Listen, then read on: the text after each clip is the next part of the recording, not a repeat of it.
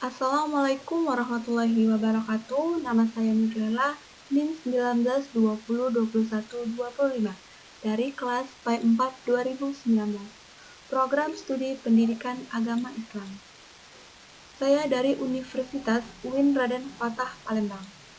Di sini saya akan menjelaskan hasil video yang saya buat untuk memenuhi tugas mata kuliah pengembangan media dan sumber belajar dengan judul pemaparan yaitu klasifikasi dan karakteristik pemilihan media pembelajaran. Berikut pemaparan tentang klasifikasi dan karakteristik pemilihan media pembelajaran. Baiklah, selanjutnya adalah klasifikasi strategi pembelajaran menurut fungsinya. Di sini ada 5 klasifikasi strategi pembelajaran menurut fungsinya. Yang pertama yaitu 1. Strategi pembelajaran secara langsung. Strategi ini sangat diarahkan oleh guru. Pada kondisi ini, guru merupakan pemegang kendali dalam proses pembelajaran.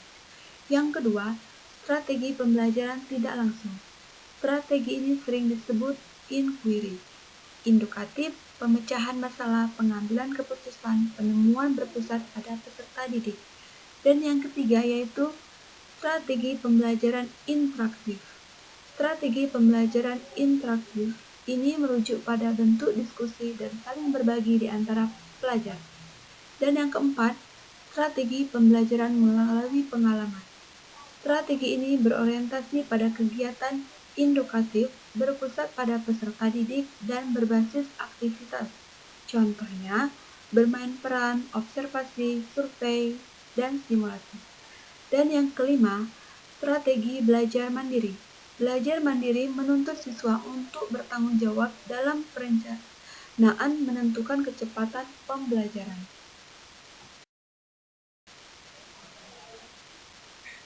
Selanjutnya, karakteristik pemilihan media pembelajaran. Secara umum, kriteria yang harus dipertimbangkan oleh guru dalam pemilihan media pembelajaran dapat diuraikan sebagai berikut. Di sini ada 8 karakteristik pemilihan media pembelajaran. Yang pertama yaitu 1. Tujuan. Pertanyaan untuk tujuan yaitu seperti apa tujuan pembelajaran yang nantinya akan dicapai, misalnya tujuan itu masuk dalam kawasan kognitif atau afektif atau psikomotorik. Dan jenis rangsangan apa yang akan ditekankan. Misal dengan penglihatan, pendengaran, atau kedua-duanya. Jadi pernyataan itu akan mengarah kepada pendidik atau guru dalam memilih jenis media yang akan digunakan. Misalnya, apakah media realita, atau audio, atau media visual gerak, ataupun visual, dan lain-lain sebagainya. Yang kedua yaitu sasaran didik. Siapakah sasaran didik yang akan menggunakan media? Bagaimana karakteristiknya? Berapa jumlahnya? Latar belakang sosialnya? Apakah ada kelainan? Bagaimana motivasinya? Dan minat belajarnya? Apabila guru mengabaikan kriteria ini, tidak akan banyak diminati pada saat proses pembelajaran. Yang selanjutnya yang ketiga yaitu karakteristik media yang bersangkutan. Bagaimana karakteristik media tersebut? Apakah kelebihannya, apakah kelemahannya, sesuai atau tidak, dan tujuan apa yang akan dicapai. Dan yang keempat yaitu waktu. Di sini waktu dijelaskan berapa lama waktu yang diperlukan mengadakan atau membuat media yang akan dipilih oleh guru, serta berapa lama waktu yang akan tersedia. Berapa lama penyajian, berapa lama alokasi waktu yang tersedia dalam proses pembelajaran. Yang kelima yaitu biaya. Biaya merupakan faktor-faktor penentu dalam pemilihan media. Jadi, faktor biaya harus dipertimbangkan oleh guru untuk memilih media apa yang akan dipakai. Dan yang selanjutnya adalah ketersediaan. Di sini yaitu ketersediaan yaitu kemudahan dalam memperoleh media juga menjadi pertimbangan oleh guru. Adakah media guru yang akan dibutuhkan? Misalnya di sekitarnya, yaitu bisa di lingkungan sekolah atau di pasar dan lain sebagainya. Yang ketujuh yaitu konteks penggunaan. Dalam media, kondisi dan strategi bagaimana media tersebut akan digunakan. Misal, apakah untuk belajar secara individual atau belajar secara kelompok atau dalam skala yang lebih besar dan atau pembelajaran secara massal. Guru perlu merencanakan strategi pembelajaran tersebut. Dan yang terakhir yaitu 8 yaitu mutu teknis.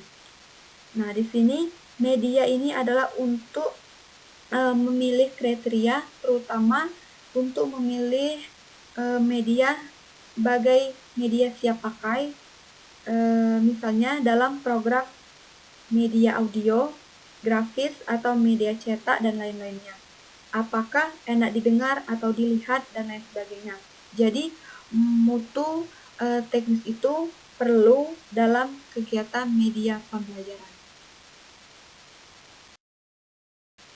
Dan yang selanjutnya yaitu kriteria pemilihan metode pembelajaran. Di sini ada 7 kriteria pemilihan metode pembelajaran. Yang pertama yaitu 1 guru.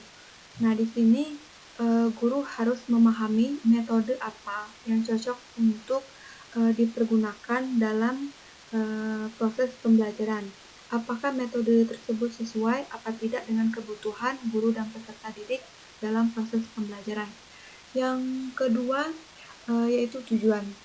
Di sini tujuan seperti apa? Nah, di sini tujuan pembelajaran yang nantinya akan dicapai, misalnya itu termasuk dalam kawasan apa? Misal termasuk ke dalam kawasan kognitif, apa afektif atau psikomotorik, atau jenis apa, indera apa yang dipakai, apakah jenis indera penglihatan atau pendengaran, atau kedua-duanya, atau yang lain sebagainya. Jadi, pertanyaan itu akan mengarahkan pendidik atau guru dalam memilih jenis media yang akan digunakan.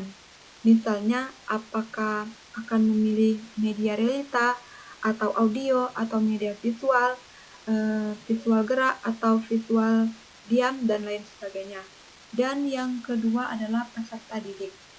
Di sini peserta didik harus diperhatikan oleh seorang guru.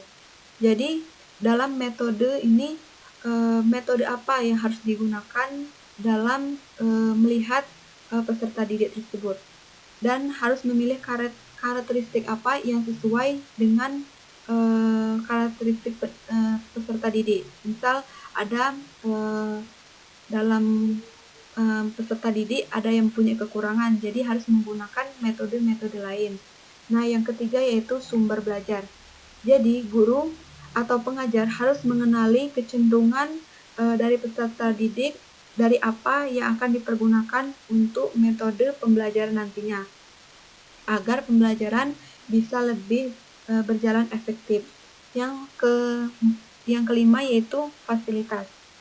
Di sini fasilitas bisa diberikan oleh pihak sekolah dan juga biasanya ditersediakan, tetapi bisa juga tidak ditersediakan oleh sekolah.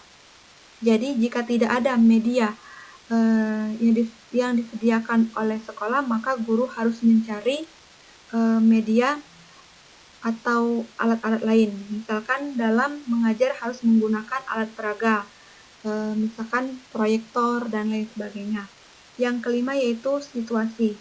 Dalam situasi ini keadaan peserta didik, keadaan guru tersebut agar terjadi proses pembelajaran.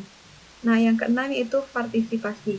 Nah, dalam proses pembelajaran pastinya seluruh baik guru maupun peserta didik harus berpartisipasi dalam proses pembelajaran agar tercapainya pembelajaran yang efektif.